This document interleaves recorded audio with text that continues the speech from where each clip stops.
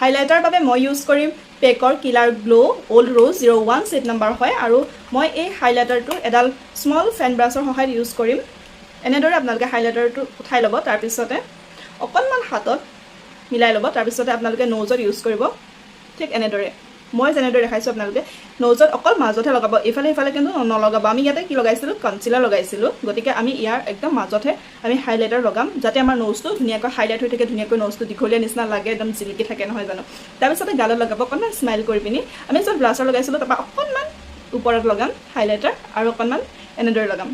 গালৰ পৰা অকণমান ওপৰলৈ আমি হাইলাইটাৰটো লগাম যাতে আমাৰ গালখনো ধুনীয়াকৈ জিলিকি থাকে তাৰপিছতে ফৰহেডত লগাব যদি ফৰহেডখন এই মাজৰ অংশটো অকণমান উঠা নিচিনা হয় তেতিয়া আপোনালোকে মাজত কেতিয়াও নলগাব যদি মাজত লগাই তেতিয়া আৰু বেছি উঠা নিচিনা লাগিব মানে এই অংশটো একদম জিলিকি থাকিব গতিকে আপোনালোকে এই ছাইডত লগাব যাতে ছাইডৰটো অকণমান হাইলাইট হৈ থাকে আৰু